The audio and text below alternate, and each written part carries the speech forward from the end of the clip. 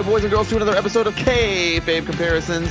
My name is Mr. Know-It-All, Daniel John Schafer, and I am joined today once again by the rest of the Kayfabe crew. Introducing first, weighing in at 126 pounds. He stands 4 feet 11 tall. He is the king almost of the Kayfabe kickflip, Mr. Wex, breaking the Lawson. Wex, how we living today, bud? Yeah, you know, doing all right. Ready to talk a little bit of wrestling. Ready to get on some of that Wrestlemania from a great weekend. Ready to discuss it. Gonna have some fun. And in the far corner, weighing in at an impressive 168 pounds, standing in at a very tall 5'7" 3/4, the patron saint of the rock block, Mr. Jesse Baker. How we living today, bud? Dude, doing great. Recording live from the exit in, actually. Speaking of the rock block, very excited to talk some news, talk some stuff. Let's go. He is in the rafters like Quasimodo out there in the rock block. I'm loving it. I am super hype. And guess what, boys? It is the WrestleMania recap today. I am super, super hyped for it. Last week, we covered an all-nostalgia WrestleMania episode, and we had a massive spike in downloads. Welcome, all you TikTok followers. Really appreciate that as well. The Twitter engagement's been crazy. We are happy to have all these new listeners. Seems like you guys really liked last week's show as well. Man, The Rock and Hogan, Austin and Brett. Did you guys get any good feedback on last week's episode? Yeah, definitely got some good stuff on the old TikTok. The views are going up anytime I'm, clipping some stuff out from that episode. And but the news, the Cody Rhodes stuff is what's getting the big spike. But people love WrestleMania though. Anything with Stone Cold. Anything with that was Stone Cold. Oh, Stone Cold. Jesse, you get any good feedback from last week's show? Absolutely. I had a lot of people tell me that it was great. I wasn't in the middle part, just the open and the close, but at the same time, all the engagements were wonderful. And yeah, you got to talk Mania and Mania season. That's where we're at. Absolutely. Absolutely. And speaking of Mania season, man, that's what we're getting into this week. It's the WrestleMania recap. It's the official name of the episode. We're going to have night 1, night 2, and also talk a little bit about Stand and Deliver, a little bit about Ring of Honor, a little bit about GCW, not too much, just touch on it just briefly there. But before we do, we get to my favorite segment of the show. It's Wexley Spills the Tea. I hope you got the Lipton, baby, because I'm thirsty. Well, as you guys know, the spiciest of the most spicy tea that just dropped past couple days is newly crowned NXT Tag Team Champion Nash Carter, but used to be named as whatever when he was back in Impact. But he's now been released due to the allegations of a little domestic abuse there with his wife. But it's just allegations as of now, so let's hope he can come out clean on the other side of this thing. Yes. And it would just be a shame because, WWE tends to just kind of release people based on allegations, and there's been at least like 4 or 5 people who were proven, nothing actually happened, and then, they've been wrestling elsewhere, but WWE just went ahead and released them, but then they kind of have that bias on certain other wrestlers, it doesn't make sense. Yeah. It's just, I hear that it's like, Jesse, go ahead. I know what you're going to say, I think. Yeah. I heard that the release was not due to the allegations. However, it was due to the picture of him impersonating Adolf Hitler. Oh, that was posted by Kimberly, and the allegations were not the cause. That's, again, dirt sheet shit. I definitely saw the picture, and that wasn't a good look. But it's not okay. It's not a good look, right? But it's like, dude, look at the guy's face. Like, he's obviously making a mockery, right? That's like canceling the producers, like the movie The Producers, the Broadway show The Producers, that literally was just mocking Hitler. Like, that was the whole purpose of it. Like, he's clearly not. I mean, to me, it's almost like he's obviously making fun, right? Isn't that the point of it? Like, he's shaving his face. He stops. He sends a private photo to his buddies making fun. Like, he's clearly not. There's nothing racist about that. He's making fun of this evil person. Like, I don't know. I think that's crazy. I think it's just that it came out in public is all. Yeah, I still think the fact that he already had this other heat on him. Man, she's petty mayonnaise though, dude. She is petty mayonnaise. I think it's just we gotta let that. I mean, dude, my thing is like, listen, I think that any accusation needs to be taken seriously, absolutely, especially in the times that we live in now. But when you've kind of been proven to be Mrs. Petty Mayonnaise like several times, and not just one time in the past, like several times that you just choose to be that petty person, man, I feel like. It's like water off a duck's back, man. I feel like it's hard for me to believe anything she says, honestly. I mean, like people like Rich Swann, he got fired over allegations, which turns out nothing actually happened. Yep. And then he's all good. But then you got people like Gable Stevenson, their new golden child, who just got off on a technicality straight up. Don't call him the banana man. Wah, easy wah, to wah, Google. wah. Easy to Google. He got off on a technicality because in Minnesota, the law is like if you voluntarily get drunk or do drugs and then you get assaulted, you're not considered mentally incapacitated because you chose to get drunk. This is true. So I was like, wow, I didn't know Minnesota had that law. And that's literally how he got off on the technicality. Pretty fucked. Anybody can Google it, and WWE just riding with it because, that's just what they do. What else we got, man? What else we got? Some good stuff in the news. Kind of funny WrestleMania weekend. Of course, Stone Cold had his triumphant segment return or whatever, but apparently he was told by the producers to not give the middle finger. And I'm like, Stone Cold, like, yeah, what? Well, of course he did. Thank God. Oh, of course he did. I mean, like, do you like? I feel like that was like a rib or something. Like, I feel like he didn't make it egregious though. I feel like he really didn't make it that. Like he did. I think he did it a couple times, but it wasn't like the main focus like it used. Yeah, I mean, but that's never like the main focus. But that's the thing. Like they were just overthinking it, or just like I said, probably a rib or some shit. And also, as we're going to talk, the match finally did happen. The return that we were talking about with Cody. But apparently, Cody made his Raw debut this week. Apparently, the only good thing on Raw was Cody's, uncut, non-scripted promo, and the rest of Raw was just dog shit for 3 hours. Yeah, apparently, but we also did see a massive uptick in the ratings because of Cody Rhodes. That did happen. Oh, yeah. I mean, exactly. And that's just crazy just to think, like, how much impact that he has. Like, the only good thing on the show is him, and, like, 3 hours is just too long. Even Seth Rollins was saying that Raw is an obnoxiously long show. Oh, yeah. I know he hates it. I mean, he's been open about that. And honestly, I think that 3 hours is too long. Like, why not just make it two different shows? You know what I'm saying? Like, just do an hour up front and then do 2 hours of Raw. An hour of something totally different. I mean, do like an NXT spinoff thing or put your actual developmental on. I mean, why not? Yeah, which speaking of NXT, we're going to definitely cover a little bit of what happened at Stand and Deliver, but a lot of that really didn't matter because of what happened on Raw. If did you see what happened? Yeah, of course, yeah. The strap already went back, and then if you watched NXT Takeover, I mean the regular NXT TV this week, it's just like, why did they even do Stand and Deliver? Yeah, I agree. I think Stand and Deliver was for Triple H, to be completely honest with you. I think it was more like okay, here's your last thing now that you're back, and then you're done with this again. I think they wanted to showcase Braun a little bit too, given the Hall of Fame stuff. And I mean, they're just trying to monetize what they've got there. It's just so fucking little that hard to do. I mean, I really hope it's not the end of Dolph's run, because I think that he was doing, some of the best stuff he's done in years for sure. And I really like him in that role. I don't mind seeing Rude and Ziggler on the tag team scene in NXT too. They seem to give their tag team matches a little bit more oomph, and both those guys are, legends bell to bell in my opinion. Well, and now they need them because they just fired the one. Yeah. And another show that we're definitely going to dive a little bit deeper into is a Super Card of Honor that happened over WrestleMania weekend, and just dude, Tony Khan's on a fucking roll. Oh, Samoa Joe. Best booker in the business, no doubt. Who also got debuted on Dynamite. Like, dude, Dynamite was fantastic.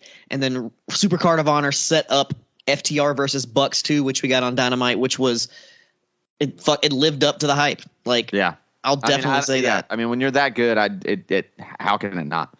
Hell of a main event. Like, Alex Zayn and Swerve might have been my favorite match of the whole weekend. It's very good. Yeah, that dude. Alex Zayn is just on a fucking different level. Like, I don't know if there's anybody his size that can do the shit that he does. I think Swerve is. Or Chris Bay maybe a little bit. But Chris Bay is actually a little bit smaller. But yeah, But like the types of fucking, I don't know. I agree. He's very fluid. Hey, I remember seeing him at Sup do a suicide dive into someone throwing a trash can. So he just dove into the trash can. Nice. Good shit. Bitchin'. There's not really that many more big headlines in the news. Just WrestleMania weekend and just wrestling right now is just fucking awesome. Like, if you're a wrestling fan at this moment, you can't fucking complain. It is a good time to be a wrestling fan for sure. I am excited about it. So, without further ado, let's get into the meat and potatoes of this show. It's our WrestleMania recap. And here we are. It's the WrestleMania recap. Before we get into the actual Saturday and Sunday, the WWE, the meat and potatoes of the show, if you will, I do want to touch on everything else that kind of happened that weekend. I didn't get to see much of GCW's Homecoming, but I did see bits and pieces, and what I saw I liked. Did you check out any of the GCW show? I did not get to watch any of the show, but, I read some of the spoilers, some of the results. Moxley retained the title against AJ Gray, I might go back and watch that since it's on at Fight TV, and I've heard that it's actually pretty cheap now that it's not live. So I think it's like $12 now. So I might go back and watch it just because I like GCW. Why not? Let's talk a little bit about Ring of Honor. Man, I mean, to me, that Swerve match was just incredible. Swerve and Zayn, what did you think about that top to bottom? Yeah, dude, that match was fucking fantastic. Like, lots of really good stuff on this show. Pretty much crowned a new champion for every single title changed hands. Technically, because the main event was like a unification. So right. So we got Jonathan Gresham now as the world champion. FTR beat the Briscoes. They're now the world tag team champions. Rhett Titus got that title off that awful face and onto Minoru Suzuki. Suzuki winning his first American championship. It did surprise me that they actually put the belt on him. Yeah, because he's Japanese. I didn't think plus that would it's happen. is he staying around? Because I guess he must be. Why not? Or maybe he'll just take it and defend it in Japan for a little bit or something. Maybe he'll drop it to Ibushi and it'll give Ibushi an excuse to come over. Okay, yeah, I'm into it. I like the way you're thinking, and I think that's it. That's all the championships they have. Was that correct? Well, I mean the tag titles, obviously. Yeah, and the tag titles, so that FTR. Yeah. Yeah, so that's all new champions. Yeah. And Tony Khan, Tony Khan's killing it. Like I said, Samoa Joe came back, and I like the whole Jay thing Lethal, with Sanjay. The heel turn, great. Dude, great. Sanjay Dutt coming back with Jay Lethal. I like they have, as long as they don't do that jackass shit from TNA, they'll be all right. But they do have like legendary, long-term friend. Like the angle makes sense. Yeah, the angle's great, dude. I'm loving the angle. I'm loving everything that's going on with that. And even WrestleCon had some pretty sick matches too over the weekend. Really? Did they have matches there? It was the Impact. It was called the Multiverse of Matches, and like Impact ran, and then like there's a few different matches, like a few different just cool matchups. Like I'm pretty sure Tomohiro Ishii faced Eddie Edwards. Ooh. Like there was just it was called the Multiverse of Matches, just a bunch of random that's cool. Cool matches. That is very cool. Go check that out too if you didn't see that. I think the Briscoes aren't signing. I know that they're not signing full time with AEW, but I do think that they're going to be doing appearance by appearance shows still with the Ring of Honor brand. Oh yeah, and they are the new GCW tag team champions, which makes sense. Yeah, that makes perfect sense to me. That fits their mold for sure. Yeah, man. So now let's talk a little bit about Stand and Deliver.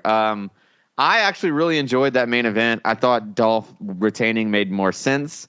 I know that since then they've pretty much erased that whole thing, which sucks, but I liked the show quite a bit. I thought the tag match was really good. I guess RIP to Nash Carter and that gimmick, but it is what it is.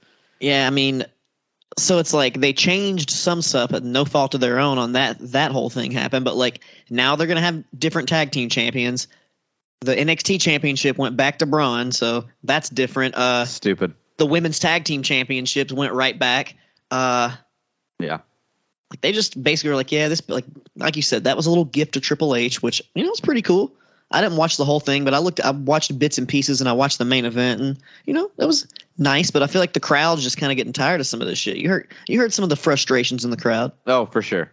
Yeah, for sure. And honestly, I think that building sucks. I think it was cursed to begin with. Not the building they were in for Stand and Deliver. I thought that was actually great, but their little Orlando, the Capitol Wrestling Center, I think it just doesn't. It's not nearly as good as Full Sail was. It's just not. I don't know. It's not great. I would much rather them just tour or go back to that Full Sail building. But that is not my choice, unfortunately. So yeah, let's jump into the actual meat and potatoes here. It's night one of WrestleMania, Saturday. The Brantley Gilbert Open was god awful. The Mark Wahlberg Open was a nice surprise, I guess. I guess. I don't know. These kind of moments do just kind of really prove that WWE is head and shoulders the biggest in the world, though. When your Open has Mark Wahlberg as like the narrator, and like that's just not something the AEW would ever even be able to get close to, in my opinion. They got Snoop Dogg, though. Yeah, I mean, whatever. The Dallas Cowboys cheerleaders Open was pretty massive, too. I love that Pat McAfee was on the call here. I thought that it's like, dude, what a great run for this weekend for you. But we're going to get to him. The opening match here is Shinsuke Nakamura and Rick Boogs versus the Usos. The whole Open with Boogs and McAfee was at least really funny. Very silly, but entertaining. How they got this pair together and challenging for the tag titles is kind of beyond me. All four guys worked really hard. You kind of hate to see Boogs get hurt no matter who it is. They covered it as best they could, but obviously kind of everything changed after the moment that Rick got hurt. That really derailed the whole thing. Yeah, I mean, it was lots of effort, like, because the match up until that point was actually pretty solid. Oh, yeah. But, you know, and for on the fly, I mean, because they had several minutes after the injury that they kept going, and I feel like they were working off the fly, and the work was good. I give it 2.25 beers. Where are you at on this first one? I just gave it 2 beers because, you know, it's not their fault that he got hurt and you couldn't really do anything, but I'm just questioning why this motherfucker was trying to squat 2 people. Like, what did he think was going to happen? Well, I mean, John Cena would do shit like that all. He has that John Cena kind of build. He ain't John Cena. I mean, come on. I feel like that's not fair to say. Fucking. He looks like Mike Hager from Final Fight. My goodness, that's a little rough. He's got it ever since he cut his hair and the mustache. He got the Mike Hager from Final Fight thing going on. I don't know about all that. Let's keep it rolling here. We got a package for Sami Zayn and Johnny Knoxville. And it actually looked good for what it was. Then we got a package for Corbin and McIntyre, which no one on earth wants to see at this point. Literally no one. Yeah, I mean, no one. I mean, when people talk about WWE, we want more long-term storylines. We want something we can sink our teeth into.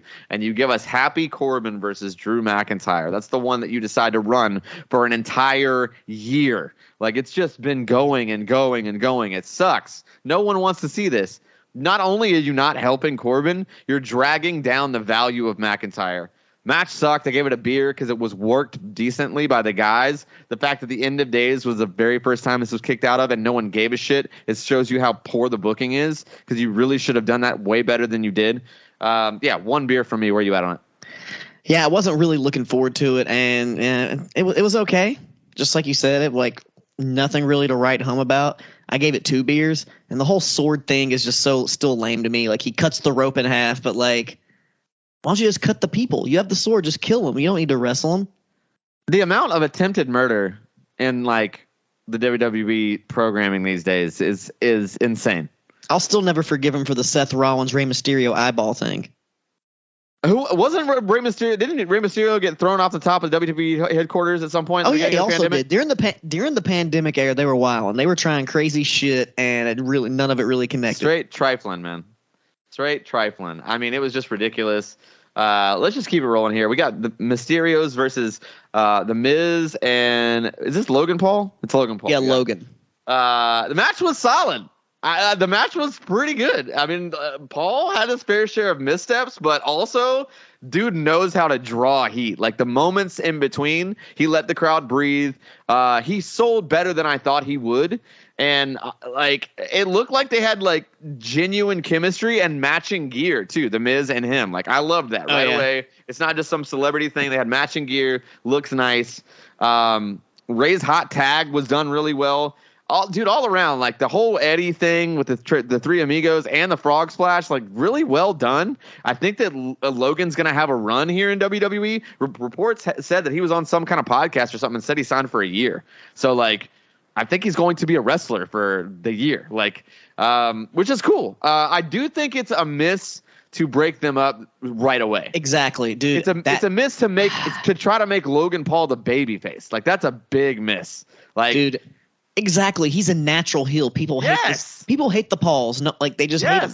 As we should. It's our God-given right to hate the Pauls. Dude, that's why the match worked so well, because he was, doing the Eddie Guerrero disrespect. Like, his moves were crisp. Perfect. Like, I agree. Perfect. I think his selling, of course. As a true heel. Yeah, his selling, could use some improvement, but he's like a fucking rookie. It's like him and Bad Bunny. And of course, that's a classic WWE thing. Hey, here's a team that kind of looks cool. Break them up. Right away. What'd you give the match? I gave the match 3.5 beers. Oh, I gave it 3. I thought it was right down the middle. I thought it was above average. And while I'm not a fan of the outcome of Mysterio losing, it was a pretty good match. Like, it definitely surprised me and impressed me. I just didn't like the Miz turn.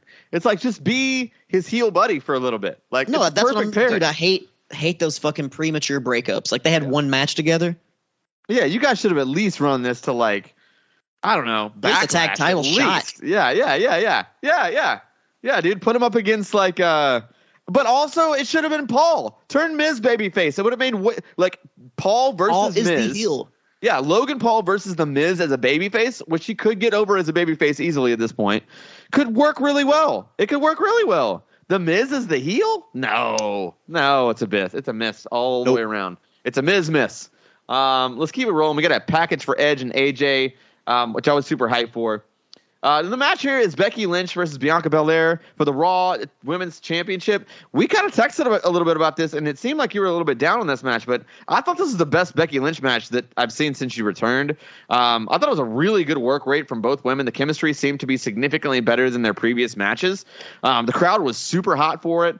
Belair has really stepped up her selling, which I feel like has made her better overall. I think that was the only missing point because her athleticism has never been an issue. She's always been really good bell to bell that way. It's just her facial expressions and how long she sold certain moves wasn't really great. But now, this match I thought was very, very, very good, borderline great. There were a few questionable spots, and it wasn't perfect, but it was very, very, very good. I gave it 4.25 beers.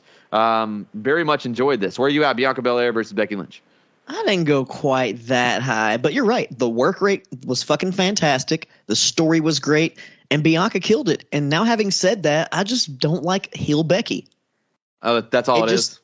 Heel Becky just does not work for me. Like, I don't like her selling as a heel. Just it's not believable to me. It just does not fucking work. Right. But besides that, the work rate's great, but it's just like her selling, her facials, her whole expressions, and the whole big time Bex gimmick is just it's a miss. Like, she's big time Bex, but she pulls up in just a random white SUV. That's her entrance. Like, how big time is that? And now you look like fucking the girl from Paramore. Like, what's going on here? She straight up did look like Paramore girl from that Twilight video. Yeah, exactly. I don't know the name. I just know exactly that's that era with the red hair. But it was a good match though. I gave it 3.5. Still a very solid match. Very solid match for sure. It's just that Bianca takes it. Bianca needs to take it to the next level with a better opponent. I'm ready to see who she feuds with next. I'm like the outcome. Good. One of the way better story than the other women's title match, of course. Yeah, I agree. Story wise, for sure. Let's keep it rolling here, though. We got a package for Sasha Banks. I think this was actually just part of my Peacock Premium because it didn't seem to be about like a match or anything. So it's like, okay, this is what I love is that like when you have Peacock Premium, they don't show you commercials, so they just show you essentially like those old school 90s vignettes, but for like current wrestlers, and it's like they'll just do one about Roman Reigns, and then there's no program. It doesn't start talking about Brock Lesnar. It's just Roman Reigns, or it's just Sasha Banks, or it's just Seth Rollins. And it's like a good 30-second like bumper for them. And it's like, this is cool, I guess, but like if we're paying for content without commercials, then put some fucking content here. You know what I mean? Like, it's not that difficult. Like, even like matches that you have, like just let them go to commercial or whatever and let us see them. Like, we're paying. We're the ones paying the premium price for this. If you have the Fight TV International for AEW, you get to watch through the commercials. Yeah. Because you always see great Botchamania clips where JR is just like, saying what the fuck ever because like they're on American commercial, but everybody else can hear what the fuck he's saying. Yeah, he doesn't love care. That. I would love to see some Michael Cole slip-ups. Oh, I'd be totally into it. I'd pay for it. I really would. Yeah, so the match here, though, is the talk of the town for sure. It's Seth Rollins versus the returning Cody Rhodes. And up until if you're there for a minute, especially after watching the Hall of Fame, and Undertaker at the very end saying never say never, and then like walking out with his gear on, I was like, oh, no. Oh no. And then when they dropped the lights, I was like, oh, dude, please God, no. And they milked us for a few minutes. Like, I was like, what they should do. That's what they should do. I stood up and I was just like, all right, I was standing. Is it going to happen? Yeah. Is it going to happen? I was standing for sure. And I mean, okay, first of all, I'm really glad that it wasn't Smoke and Mirrors. I'm really glad that it was the American Nightmare theme song. He got his exact same entrance, the exact same ring gear, that exact same logo.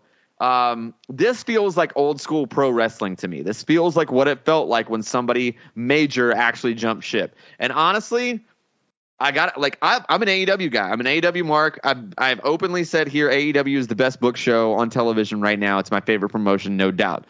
But to say that WWE didn't get a massive, massive win by signing Cody Rhodes here, even to the IWC, would just be selling it short. I mean, the ratings have proved it. I mean, even like the Raw after Mania has spiked. I mean, it's got to be because of Cody. There's no other main reason. Like, and this could be the beginning of the real wars between the two of them. And honestly, people are like, "Oh, I don't really want wars. It's 2022. Like, let them all just be their own promotion. Let them all be prosperous." Like, dude, screw that, man. I want to see the war again. I want to see an actual outright war. Which makes good shit. That's how we got the NWO. That's how we got Stone Cold Steve Austin. I mean, and dude, Cody, like, it was just such a good moment just to see him come back with that pop after being gone and just like, completely reinventing himself and getting a win.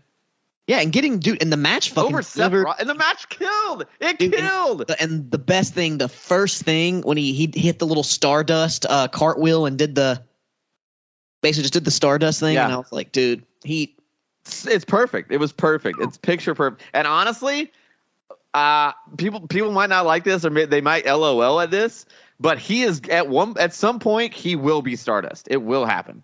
At some point he will be Stardust again. I don't. Maybe it's just for a match, but he will do it again, and it's gonna be the pop when that happens will be epic. Mark my words. It will be epic. It'd be hilarious. And dude, honestly, like, I hated Cody doing his fucking fake heel gimmick in AEW where he was so arrogantly and obviously a heel, but he was still a babyface. But now that he's back in WWE, like, I'm cool with him being a babyface, and like I'm genuinely happy for him. I'm genuinely happy for him and glad he's in the position that he's in now. Like, maybe this will give me a reason to watch a little bit more like WWE or be excited to actually watch a pay-per-view we're covering. I'll be like, maybe like a nice Cody Rhodes match. Well, man, okay, so for me, Cody Rhodes did legitimately injure 2 of his ribs. That's why I gave it 5.5 beers. It would have been 6 probably if he hadn't had that legitimate injury. But part of me felt, what move is that on? I'm not sure, but he has two bruised ribs on his right side. I mean, he wrestled Kevin Owens the next night, but apparently he didn't take a lot of big bumps on it. It was a lot of just punching and kicking and stuff. You went 5.5 beers? I went 5.5, yeah. I went 5 beers. I was almost right there with you. I thought it was, dude, all those pedigree teases and false finishes. Just, I was just, yeah. I was good I know drunk at this point, too.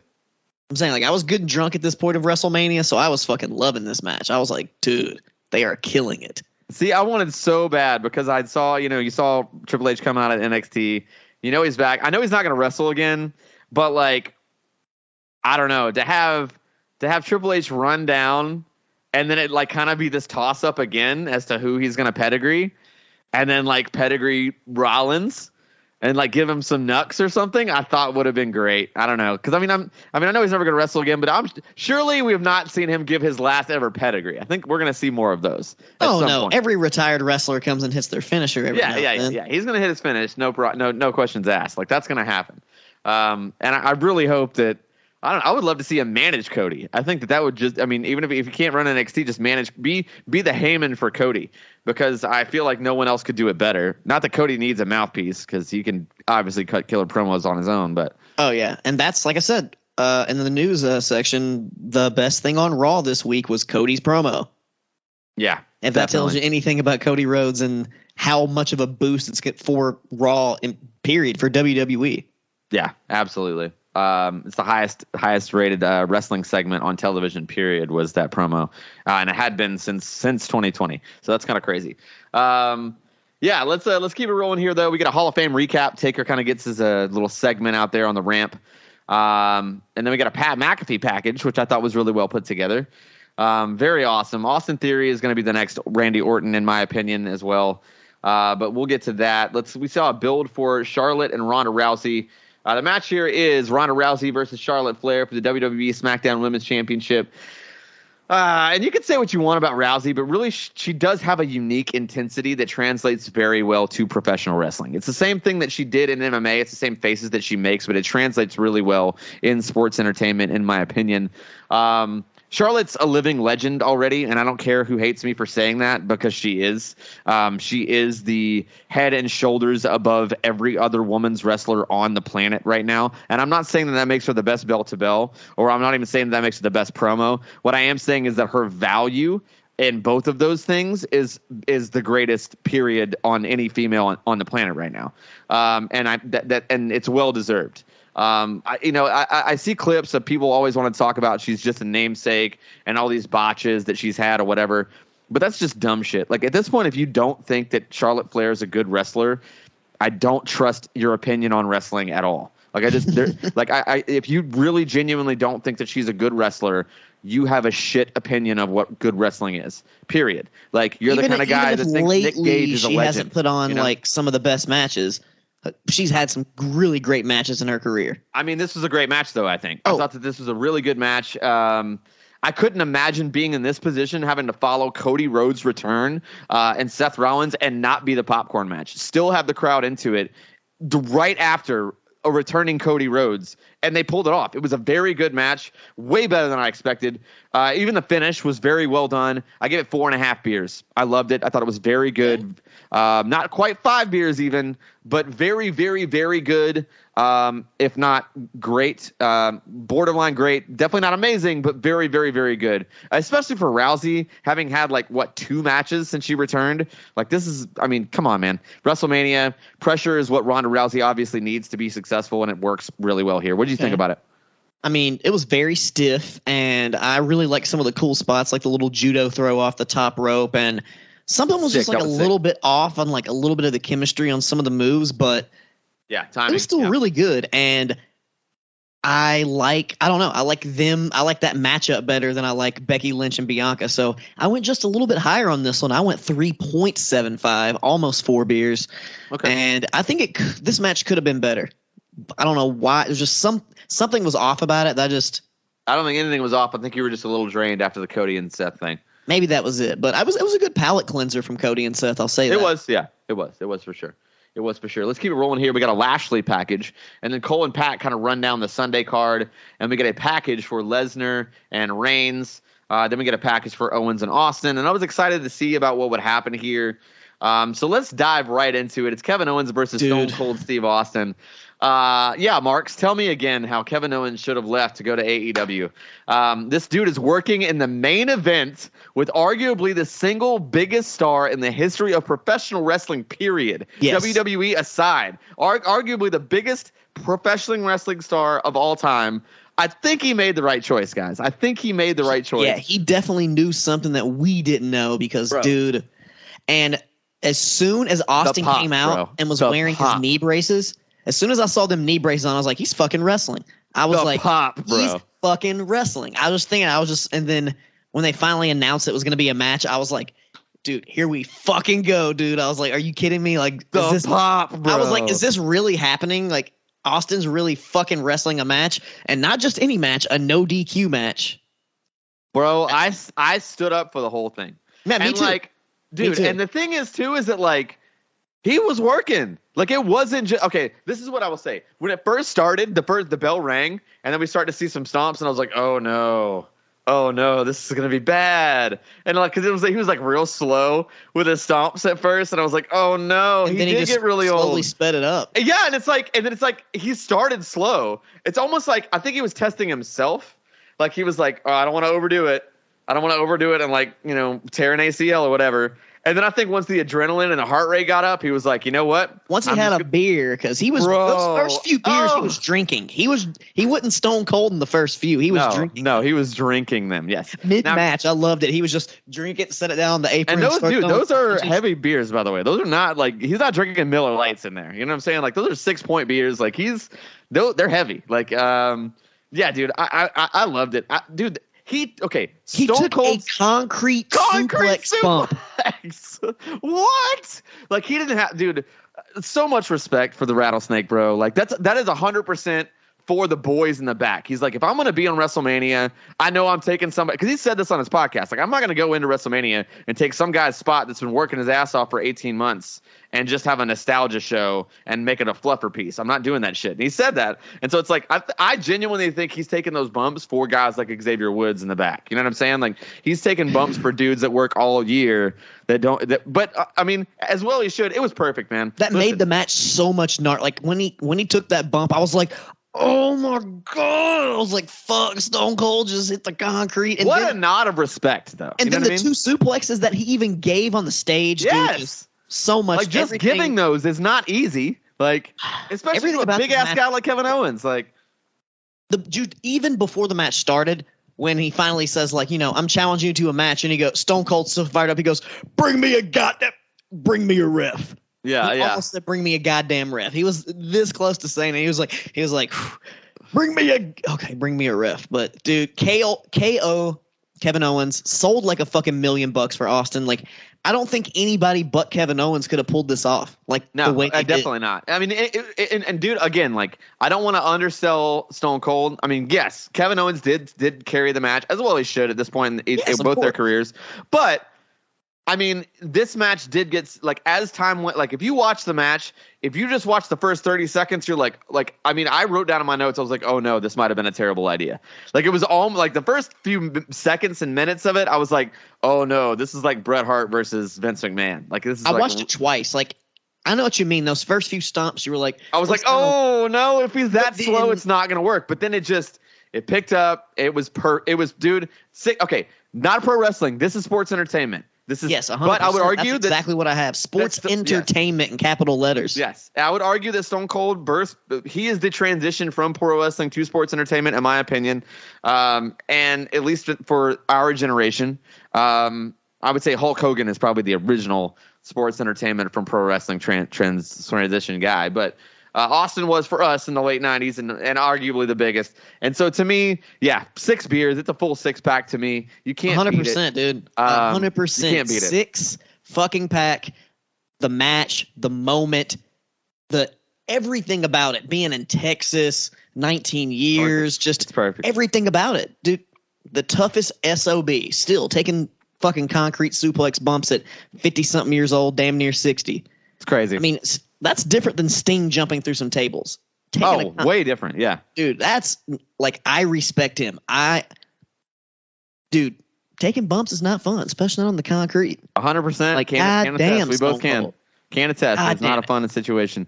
You know what? Let's keep it rolling here, though. Let's keep jumping on over here to WrestleMania on Sunday. I will say this: at the end of the night, the Twitter's abuzz. Everyone, for the most part, seemed to love the Stone Cold situation.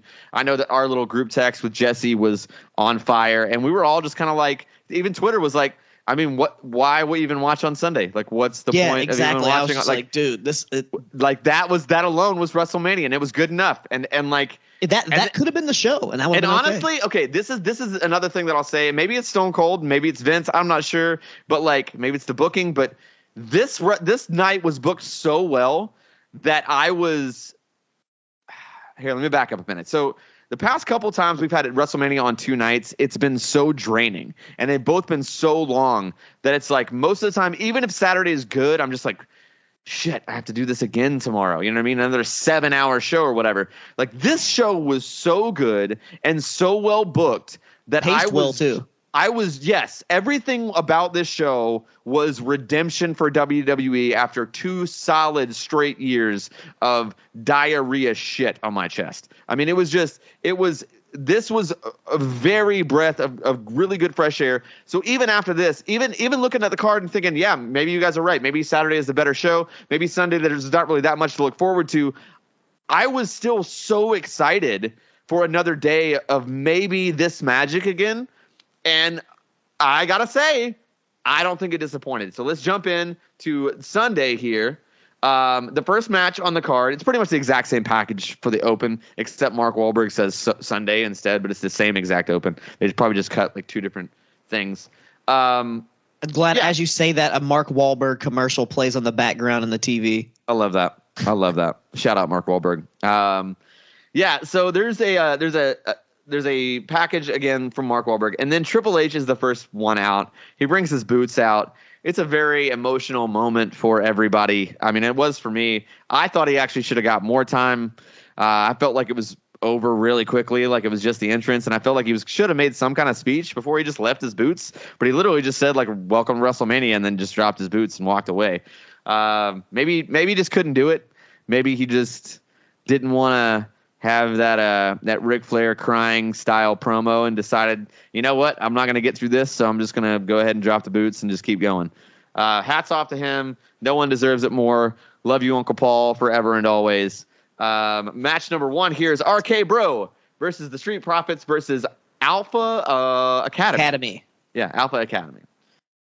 What do you think about this one, man? This 3-way tag team title match for the Raw Championships. I mean, it was one of those nice opener WrestleMania type matches. Fast paced. I wouldn't say it was like the best match I've ever seen, but I mean, it was still pretty damn solid. It was I would say slightly above average. I went 3 1/4 beers and fuck Gable Stevenson. I mean, that's really the only other thing I can say about that. And the RKO is still over as it's ever been. Yeah. Listen, I'm not well versed in the whole Gable Stevenson case. I'm not really sure about the details, so I'm not going to speak on it because I'm not 100% sure. Like, I know that like findings have come out, but I don't think that anybody's actually said anything about what actually happened. He penetrated someone with a foreign object. That was what he was charged with, right? Mm-hmm. Yeah. Him and another guy. Him and another wrestler. But I think that he got off because he was like knew of it and like hit it. I think those were what actually happened to him. Because I'm pretty sure the other guy went to jail. So, I'm not sure. Either way, don't be friends with sketchy people. I mean, that's even if that's what I'm saying. That says a little about your character. But 100% agreed. But what did you think about the match? I thought the match here. Here's my issue. I thought the bell to bell was great. I feel like it's 3 babyface teams, so it's really hard to genuinely get heat and like tension. The work rate was great, but they're 3 babyface teams, and then now all of a sudden at the end, Alpha Academy is heel. I guess because it's Chad Gable and Gable Stevenson, and it's so stupid. And Chad better not lose his name again. No, it would just be Chad. They would do that. G. Chad G, Chatty G. Let's keep it rolling here though. Match number 2 here is Omos versus Bobby Lashley. I'm going to spend no time on this match. I had 0 interest in it and 0 interest in Omos as a character. It's impossible for Lashley to get babyface sympathy because he's not a babyface. He's an actual machine. There's no way for anyone to feel bad for him because I can never believe that anyone's actually beating his ass. Should have been on the show.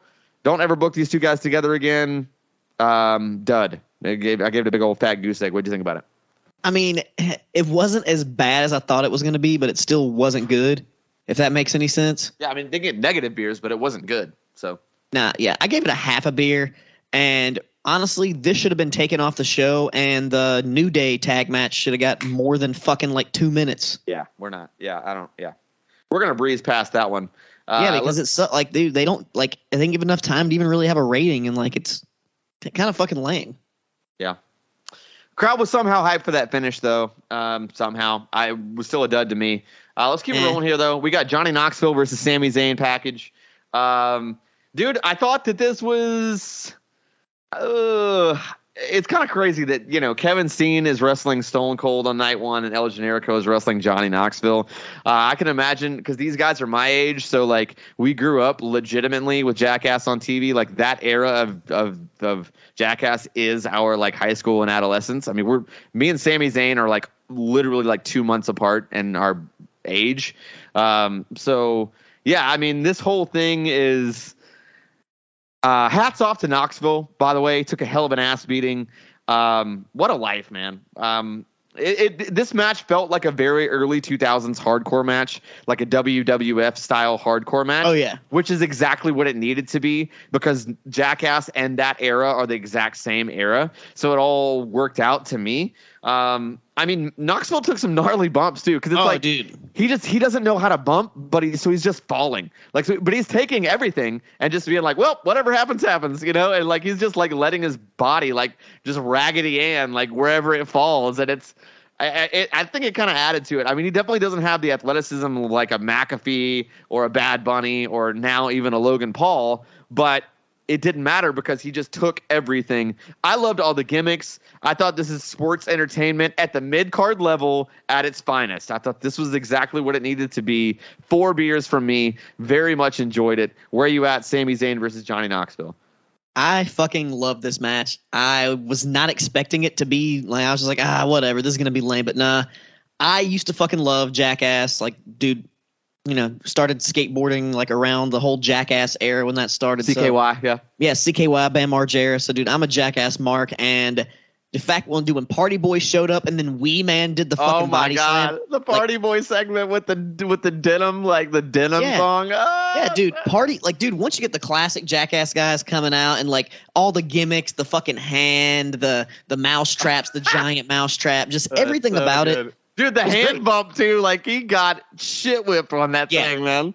And it's great. Like you said, Johnny Knoxville wasn't taking like regular wrestling bumps. He was just ragdolling, getting fucked up. And he could take an ass whooping, which is exactly what you need. And I fucking loved it. I went 4.5 beers. Wow, nice. One of my favorite matches of night 2. Like, I would great. say, yeah. I mean, 4 beers, that's especially pretty, when you're not expecting it to be good and you're just like, oh my God, this is one of my favorite Wrestlemania matches ever. This is great. Yeah, it really, as a spectacle, that's entertainment that going in is going to be entertainment. Especially this following. Is one you can go back and watch. Yeah, for sure. Just like Owens and Austin, I think it's a rewatchable match. I already rewatched it. Yeah, this one is good too, for sure. The next match, not so much. It's Naomi and Sasha Banks versus Liv Morgan and Rhea Ripley versus Shayna Baszler and Natalya for the tag team championships. Listen, I get that you want to get all these people on the show, so just book them better next time instead, because this is too much going on in this match. Yeah, and way there shouldn't too much. be women's tag team titles, especially unless, like, for example, like I mean, none of these teams are actually tag teams. They just became tag teams for this match. And it's like, everyone had a separent entrance. That's how you could tell. Like, it sucks. No one had a cohesive entrance. No one really had some of them had kind of had cohesive gear, but like you said, it's 4 random teams thrown together, a bunch of chaos, a bunch of bullshit, and they were working really fast, like they were pressed for time or something too, kind of like how we saw last week on whatever pay-per-view you were covering, but like just like you said, you can tell they weren't like letting it breathe. See, to me, you should have put that the Toxic Attraction, the team from NXT. You should have put them in here as a 4-way to just meld all of the women's titles. That way, you could put them on all 3 different shows, and it's just they're just the WWE Women's Tag Team Championships. They don't have enough fucking tag teams, dude. Yeah, they just don't have enough. I agree. If they also tapped into the NXT tag teams, they might, maybe, but yeah, I don't know. It just seems like a miss to me. I give it a beer and a quarter. Where are you at on it? I gave it 2 beers. Almost there. Yeah, pretty much in the same boat. They had a few cool spots. It just wasn't for me. It was just too much. Oh, man. Speaking of wasn't for me, let's keep it rolling. We get more recap from night 1, and still got to say that it was a bad call to end Miz and Paul here. I wrote that down. I just wanted to say that again. The Dallas Cowboys get introduced, and we get a package for Edge and Styles. The match here is AJ Styles versus Edge, and I would argue that this is probably the most controversial match of both nights. So I've seen some people that loved it and some people that hated it, and not very many people that were in the middle on it. It's either just seems to be one way or the other.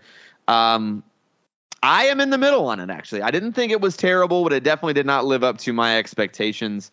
I don't like the whole Edge becoming the Undertaker vibe. Like, I don't like that is what is happening. I know they're going to say, well, it's like, well, because of the Brood and he does this. Yeah, but he's wearing black and purple now. Like, I don't know if you guys have noticed, but that's what he's doing. And it's like, it's very much like, it's not like the Brood. It's like the Ministry of Darkness. That's Someone said it's House of Black from Wish.com. No, I mean, okay.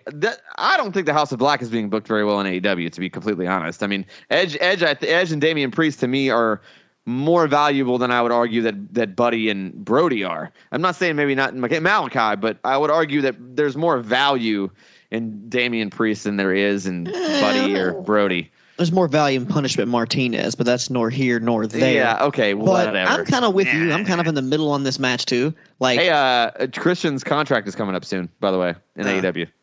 And speaking of that, he had a hell of a banger with Adam Cole on Monday night. I mean, Wednesday night. Yes, I said Monday night because I want him to go back to Raw, maybe subconsciously. I don't know. I do. I would love that. I mean, come on, Edge and Christian with Damian, and maybe add a woman in there. Maybe even Beth Phoenix I'd be fine with. The New Brood. No, yes. Don't call it the New Brood. Just call it the Brood again. Yeah, just call it the Brood. Yeah. Yeah, that'd be nice. I went 3.5 beers with Edge and AJ Styles. What did you do? I went 3. I didn't go 3.5, but I went right down the middle. I just hated the finish. I hated the fucking. I think the finish should have been clean and then had, you know what I'm saying? Like, you could have done all the same shit and introduced your new storyline and still had a clean finish. And I felt like it would have meant more for Edge to have a clean finish because he's not a. I mean, it looks like the way they're trying to go with his new faction and like making him a heel. He's not a chicken shit heel. So you didn't have to give him a cheaty win. He should have got a dominant win. You know what I mean? Like, that felt a little weird. I will say that superplex on the apron was gnarly though. Oh yeah. Yeah. It was fucking brutal, especially for that back of them two owed men.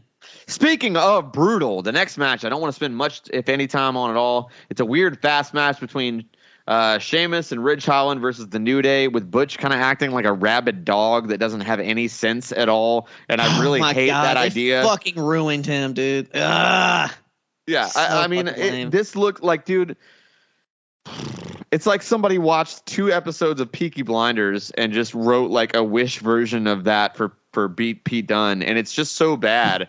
And it's a bad look. It's bad booking. It's the wrong choice. It's just not.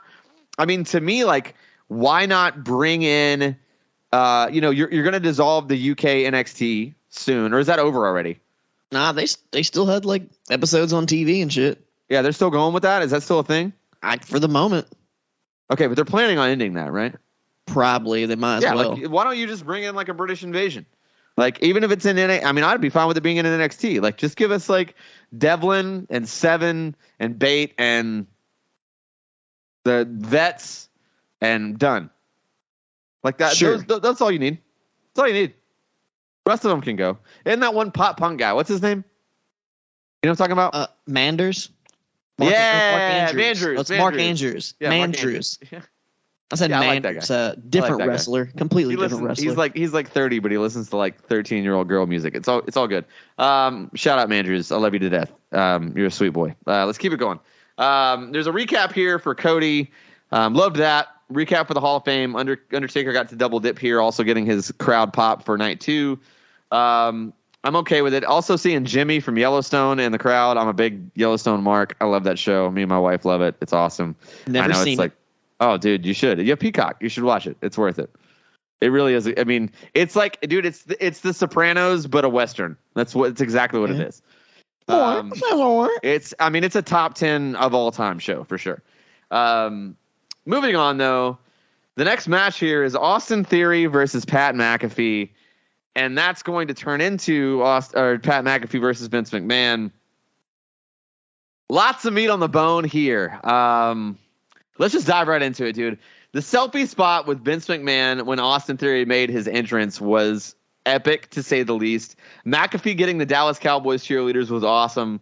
I feel like in the wrestling bubble, we don't really understand how massive of a celebrity like Pat McAfee is. But he is, this dude is getting 7 million downloads on his podcast every single day, dude. Every day. Like, it's not every week, like every single day. Like that, he is a massive star. It's not just like, I think that, like, I don't think that we have ever seen a sports celebrity of any kind, and I'm including Mr. T, never be this long term in WWE, let alone doing what he's doing. And it's just hey, Vince paid for the rights to Seven Nation Army. I mean, yeah, he must like him a little bit, because I know that wasn't cheap. It was definitely apparently it was a 6-figure licensing deal, and it was a one time only for 6 figures. Exactly, and that got him so over, because they people to go and do the chant. It's easy. It's a built-in chant too. It's easy a built-in money, chant. Dude. Yeah, it's a built-in chant. Yeah, dude. I mean, I don't know. It's got a killer punch, by the way. Pat McAfee's got a killer right hand.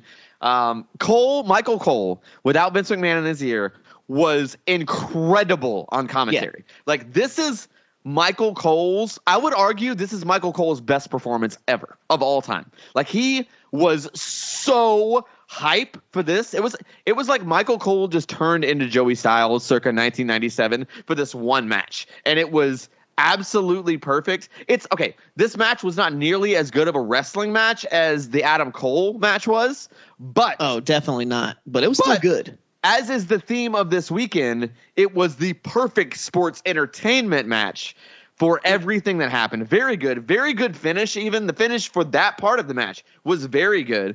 Pat McAfee, he surprised me with some of that athleticism, like the moonsault to hop right back up to the superplex. I was like, damn, dude, like. So good, dude. He's a punter. You don't think of him as being like I love Pat, doing bro. Shit like that. I love that dude to death. Man, I didn't like him when he played for the Colts, but I like him now. Well, he was just a punter, so I could like him then too. He didn't never bother me. Tight, we can't. Dude. Well, I was a Patriots fan. The Colts were also our rivals too, man. I mean, dude, the Colts are the worst. I'm not a fan, but love Pat McAfee. Neither here nor there. I gave just the Austin Theory part of this match 4.5 beers, like just the Austin Theory part, right? Then you get to Vince McMahon.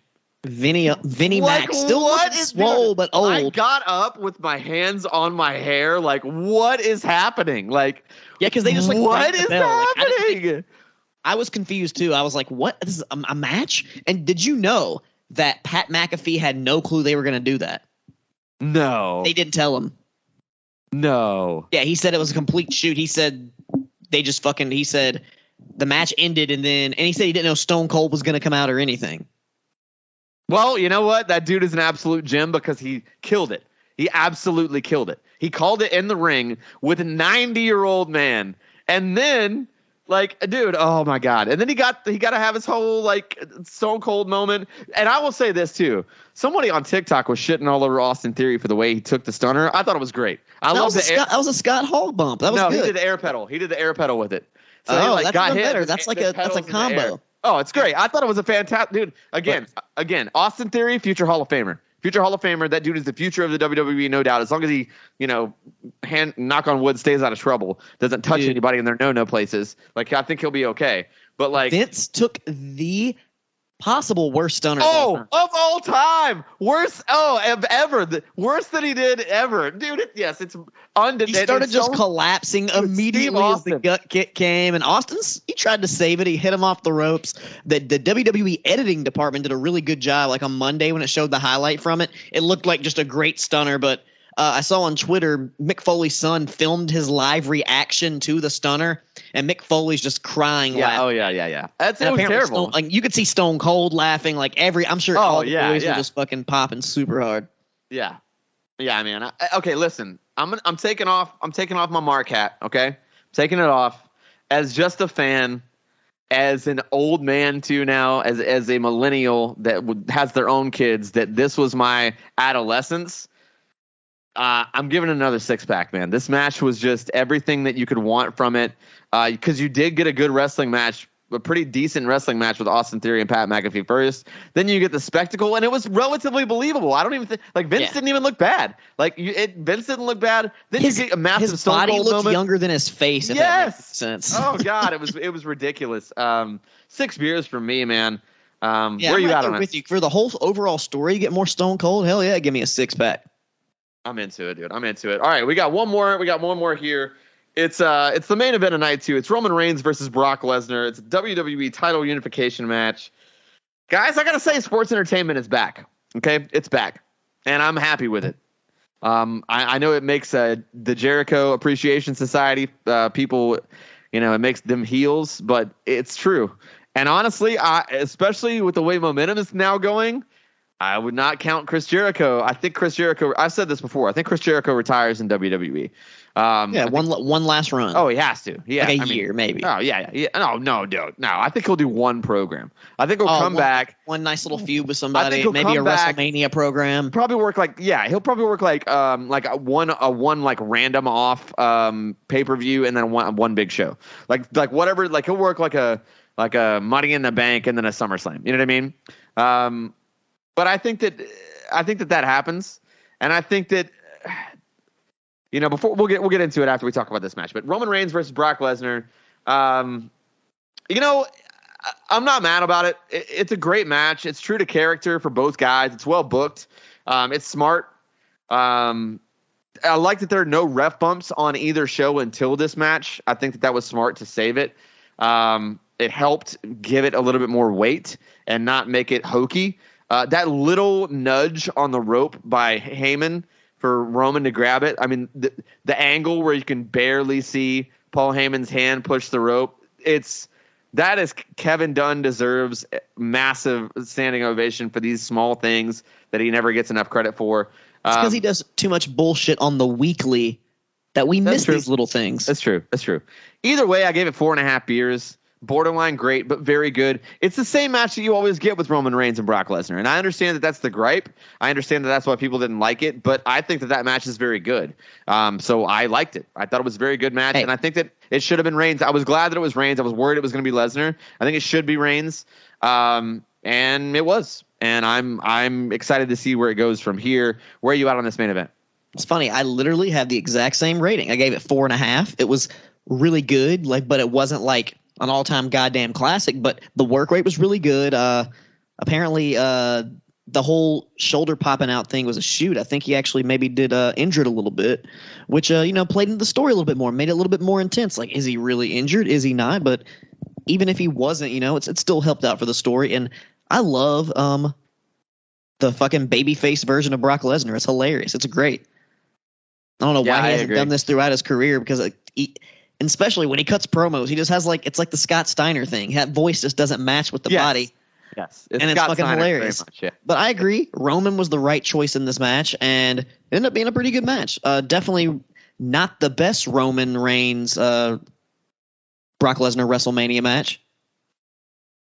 No, it's not the best one for sure. The best one's, of course, the Seth cash-in match. That's WrestleMania 31. Best one. I mean, the match was really good too. Like everyone's the Seth Rollins cash-in. Like, yeah, that's true, and that was my favorite part too. Up to that, but the match was so good. Yeah, it was really good. It was a really good match. Yeah, man. I mean, listen, guys, I gotta say this. Like, I will say that Raw after Mania left a lot to be desired. It left a lot to be desired, right? Highly rated, but yeah. But it wasn't a great match. It wasn't a great show. I'm still hopeful. I do feel like this is a turning point for WWE. I think the fact that they really showed off Cody Rhodes as the AEW version of Cody Rhodes and are continuing to run with it that way kind of proves that they do take AEW seriously. And I think that that's nothing but a win for everybody involved. I think it's a win for AEW. I think it's a win for us as fans. And I think it's a win for I would argue the stands of WWE that refuse to act like they were ever bad or like this booking is, it's still great or whatever. Like, dude, it's going to get better. They're going to like it more. We're all going to like it more. I like that Cody is very open and honest. Have you watched that media scrum? It's like an hour and a half of his interview. Like, it's so good. I've watched a few different little highlight. It's so good. He's just so genuine. Like, he's so honest. Like, he's like, I can't wait for that writer to come to me and just be like, and I'll look at him straight in the eye and just lie to his face. And I'll say, yeah, sounds great. And then I'm just going to do what I want to do. And he was like, Vince knows, Nick Khan knows, like they all know, like, I'm not doing it. Like, I'm doing what I want to do here. Like, and it's like, oh, that's going to be, I'm excited to see where it goes. Exactly, maybe he gets himself fired again. Who knows? But that's when you get the best shit is that you give them the bullet points and let them do their own thing. See, I'm beginning to think that Vince is starting to be like, yeah, you know what? I think we've oversaturated it. I think I was my best when I let The Rock be The Rock, when I let Hunter be Hunter, when I let Steve be Steve, and I had a writer that just kind of put the guidelines together. And I mean, because rumor has it that this next post, because it usually happens after Mania, the purge. Yep. Like we're gonna get a lot more purge on the Office side this year because they've already purged a lot of the roster, and they're just gonna go down to a. Rumor has it they're going down to a 6-man committee that's going to write both shows, which I think is perfect. Less cooks in the kitchens. Yes.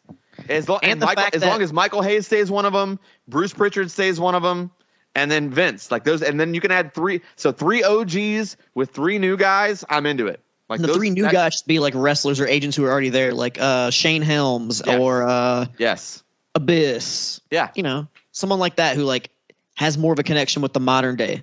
Agreed. Or bringing Prince back, bringing old Freddie Prince back. He wrote some pretty good stuff. In the 2000s. P.D. Williams is like an agent now.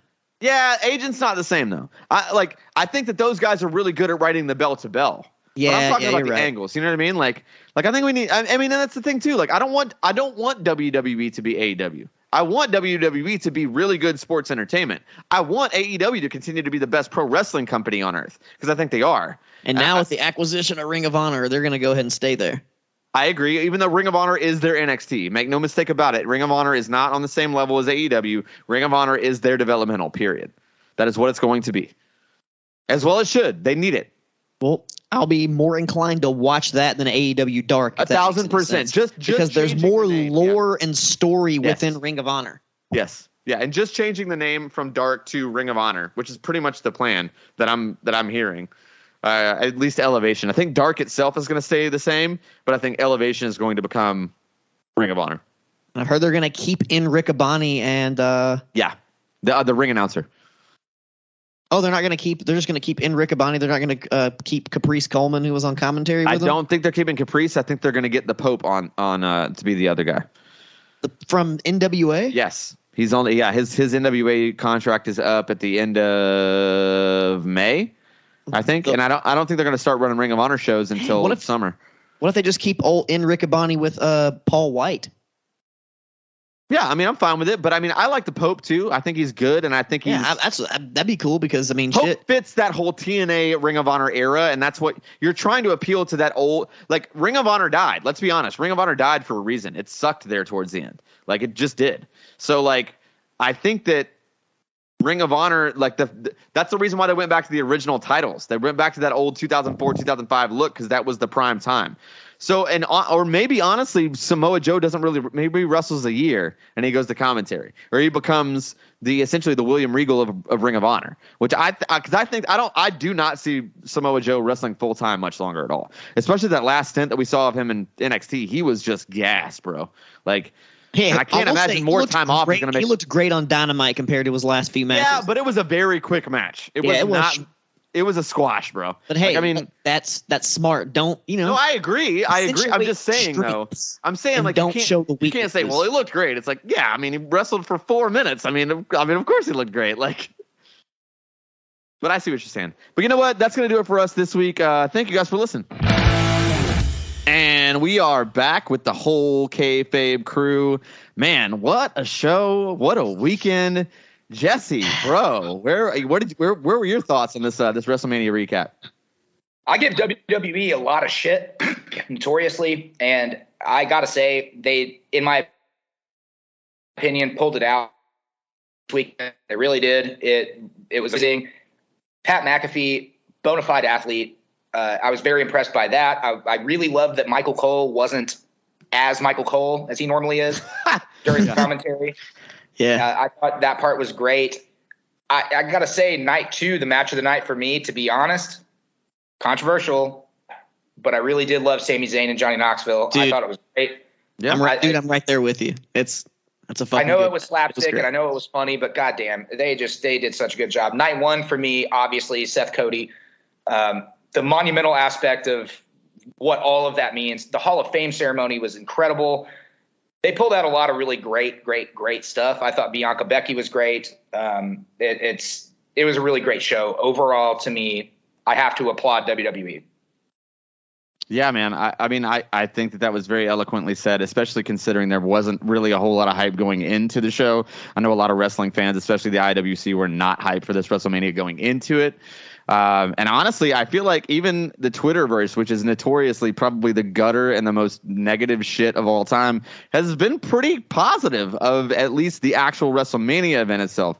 Maybe not so much Raw and everything else that's happened since then. But yeah, I mean, dude, I agreed. Pleasantly surprised by this WrestleMania.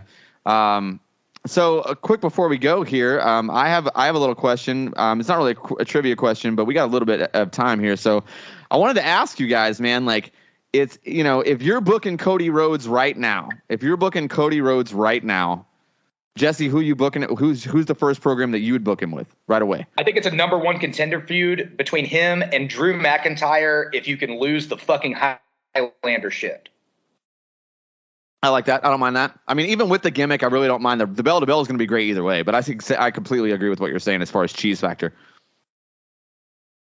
Okay. All right. For me, what I say, just for whole work rate and chemistry wise, and knowing that they already had a little meeting on the dark matches, Kevin Owens. I'd love to see a little program with KO and Cody. They got a little history with the Bucks there. They could work a little bit of something. You can get some good shit going right there. Yeah, I mean, for me, in a perfect world, it's Rollins goes baby, and they have like a kind of a, not necessarily a tag team, but kind of make a run towards like the bloodline. I mean, I wouldn't even mind seeing some Usos versus Rollins 3, like just 2-on-1s, because I feel like they'd be awesome. I feel like they'd find a way to make it really, really damn cool. And then so they'll be the Dusty Boys. Yeah, there you go. The Dusty Boys. Oh, I love it. I don't mind that at all, actually. I'm totally into it. Oh, somebody said, because I did see this fantasy booking thing online, and it had like thousands of likes, but it's like, it was supposed to be for like the night after Mania. Obviously, this didn't happen, but it's like he forms this new stable, and he just, like Cody Rhodes, it's like a babyface version of what the NWO would have, like, it's like the NWO, but a babyface NWO. Like they're coming in to change WWE for the better because that's what everybody wants. And it's like called the Resurgence, and the first person he brings in is like Zack Ryder, because he's been like killing it on the indies. And then like it goes a couple months and they like do this tease, and then Bray comes back in, and it's like, oh God, like I feel like that would be so good. Because first of all, like, I mean, Cardona is Cardona. He doesn't really have the legacy thing, but he could like tease this legacy thing and try to like even have these backstage things with Orton. This is all typed out in like these tweets. I got to shout out whoever's handle it was, but it's like, this whole time you think it's Orton because it's a legacy wrestler that he wants back, that he really wants or whatever. And it ends up being Wyatt. And I was like, oh, that's so good. Like, it's so well written. Great. Yeah, it's impossible to pull off, but I love the idea of the Resurgence as a name too. I thought that was cool. It's not impossible. It's not impossible. You're right. It's pro wrestling. Anything is possible here. Yeah, Jesse, did you had a little trivia for us this week? It wasn't me, actually. It was Wexley that wrote the question. Wex got the question this week. Wex, where you at, bro? It wasn't more so like a trivia question, but it was more so of your opinion. Who do you think in this situation? Because there's multiple answers of this, and as we saw, old Stone Cold have his first match in 19 years, and Cody Rhodes make his return after 6 years. Out of all the great WrestleMania returns, what was your favorite? What do you think is the biggest, most impactful WrestleMania return of all time? Ooh. So I have a weird one. Go ahead. Because it was 1996, and I maybe fell out for 2 years, but I was still renting VHS tapes from Hollywood Video and Movie Gallery and shit like that when that was still there. Mm-hmm. And I got to say, one thing, not my favorite wrestler, probably on the list of my least favorite wrestlers, but Ultimate Warrior coming back at WrestleMania 12 was impactful enough to make me notice. Therefore, I think that it might be a contender. Okay, I think that's a pretty good one. I mean, WrestleMania Returns, for me, it's more personal just because it's like the best wrestling memory of my life. Me and my buddy Kenneth Nixon, shout out good old Kenny. Like this was 2017, and it's like Friday, like Access is going, and it's like 6 or 7 at night, and he was like, hey, if I got tickets to Mania, you want to drive? Like, and it's like 14 hours to Orlando, or it might be like 16 or something. It's something ridiculous. And I was like, yeah. At the time, I had like a little 2012 Nissan Versa hatchback, so it's pretty much like a go-kart, like, with like a decent roof. And we just threw some backpacks in there, and we drove down there. And he's actual buddies with Jeff Hardy, so we hung out, and we literally shared Jeff Hardy's suite. Like, he had a 2 joining room like suite, and so we stayed with him for the weekend. And we got there and he let us in, and he had to go do Colt Cabana's podcast. So he's like doing Colt Cabana's podcast. We're in there in the hotel room, and he's got like every belt that he's ever won, because for, I guess, WrestleCon or whatever, like just laying out on his bed. And I'm just like, I mean, these are like the ring worn belts. It's just, oh shit. That was just, I mean, so that moment. And then like his friends and family that we stayed, like he got us tickets into Mania. We went to Supercard of Honor they wrestled the Bucks in a TLC at that show. We got to hang out backstage with the Carnies, shout out Nick and Carrie, and watched from the curtain. Got to watch that match, which is a lifelong dream for sure. And then going to Mania, we're sitting with his friends and family that didn't think that, they thought they were at a signing or whatever. They didn't even know. Like, we knew that he was coming back and they didn't know. So that moment for me was just, I mean, and then hearing the massive pop when the New Day comes out and like, you know, introduces the Hardys, it was just, I don't think that'll ever be topped for me. Dude, I wasn't even there. I didn't even experience that with you, but watching that on TV, I genuinely had no clue. This wasn't like one of those things that was leaked, like rumored, like, yo, right, the Hardys are coming back. Just like everything now is fucking leaked as soon as you hear it. But dude, when they came out, like I genuinely fucking like yelled, like, oh, like what? Like the fucking heart, like, dude, it was incredible. I was so fucking hyped. So I wasn't even there with that fucking awesome experience. It was incredible. But I totally agree. Like that is one of the most impactful returns because, like, dude, we hadn't seen them in years and no one expected that. They just wrestled. Yeah. They just fucking wrestled the Bucks like that. That was. I feel like Jeff Hardy kayfabe really well. I almost went with the Hardys as well, but I knew, Daniel, that you were going to say it. That's the reason I didn't. Yeah. I do have to give an honorable mention to what would have been, which I think would have been Edge had COVID not happened. Probably, yeah, for sure. I would agree with that totally. I would agree with that. So totally. He has but Edge has one of the most best Royal Rumble returns of all time. Oh, totally. And I mean, yeah, I like this question though. I want to bring it up at least at the Big Four because Big Four. There you go. I've got one for pretty much all of them. But yeah, because there's always somebody. That's when they always want to bring people back who haven't wrestled in forever. It's the biggins. Royal Rumble. There's tons of them because that's the one because you can debut so many people. I also have to shout out Legion of Doom. Coming back for 13 for the street fight, which was one of the worst matches you've ever seen. But God, we just talked about it last week. Yeah. Oh, Sonny, Sonny in that outfit, bro. Oh, you could not beat it, especially in 1997. You could not beat it. Speaking of Sonny, that's one thing I kind of forgot on the top end of the show. She was involved in a fatal car crash, driving 81 miles per hour drunk, smashing into a car that was just sitting on the shoulder. She pooted. She pooted. She also smashed that car into another car. Yes. Yeah. So it involved 3 cars and people died and she didn't. She was drunk. So there you go, Sonny. Keep going to prison. Legacy alive. R.I.P. All right. Yeah, that's gonna do it for us this week. Man, what a way to send it off. Next week we got the Baker's Dozen coming up. Jesse, who we got on the Baker's Dozen? We have none other than Mr. Dylan Hales, who is a part of IWTV, a part of Southern Underground Pro Wrestling, a part of several other venerable wrestling institutions. We also have the one and only numero uno, Ichiban #1, Jaden Newman. IWTV just announced that they are broadcasting Uncharted Territory from Chattanooga this year as opposed to Beyond Wrestling, so that's very exciting. We get to talk about everything coming up on the Southern Underground Pro card that's happening on April 17th. It's going to be a lot of fun. So Jaden fucking Newman? Jaden fucking Newman. Oh, okay. All right, sick. Love it. I am super excited about it, man. Be sure to hit that subscribe button. Leave us a 5-star review. That really, really, really helps the show. That's the best thing you can do for the show is to leave that 5-star review and maybe write a little note. You can always find the show at KayfabeCom on all of your socials except for TikTok. We're at KayfabeComPod there. You can always find me at Daniel Daybreak on any of your social media thingies. Wex, give them the script, baby. Where can they find you? Once again, you can always find your boy Wex at Wex, breaking the Lawson on all of your social media platforms. Love it, love it, love it. Jesse Baker, tell them where to find you, buddy. You can find me at Jesse Baker Nash on both Twitter and Instagram, or regular old Jesse Baker on Facebook, or usually at the Exit Inn, where I am right now. Love it, love it, love it. That's going to do it one more time for us this week. We'll see you guys next week. We're out. Peace. Holla.